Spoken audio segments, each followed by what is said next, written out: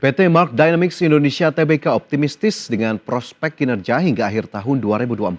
Optimisme tersebut didorong oleh tingginya permintaan cetakan sarung tangan di pasar global, terutama di Malaysia. Perseroan optimistis kinerja tahun ini bisa melampaui target penjualan dan laba bersih yang telah ditetapkan di awal tahun. Tingginya permintaan cetakan sarung tangan di pasar global membuat PT Mark Dynamics Indonesia Tbk optimistis dengan prospek kinerja hingga akhir tahun. Perseroan optimistis kinerja tahun ini bisa melampaui target penjualan dan laba bersih yang ditetapkan di awal tahun. Optimisme perseroan didasarkan pada tren peningkatan penjualan hingga 698,10 miliar rupiah di kuartal 3 2024. Mark memproyeksikan penjualan akan mencapai lebih dari sebesar 800 miliar rupiah hingga akhir tahun nanti.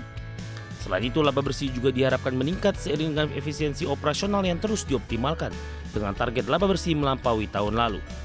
Selain tingginya permintaan dari Malaysia, kinerja Mark tahun ini turut didukung kebijakan Amerika Serikat yang menaikkan tarif bea masuk terhadap sarung tangan asal China.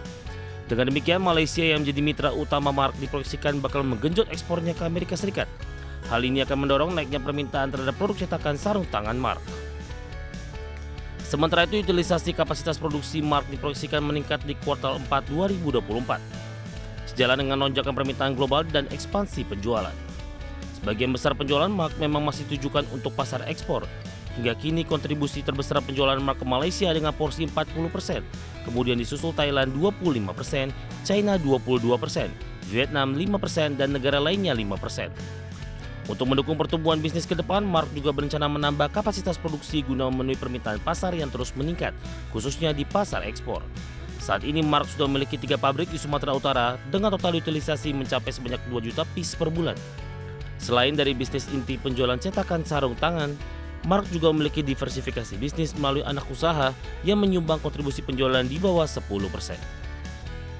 Berbagai sumber ADEX Channel.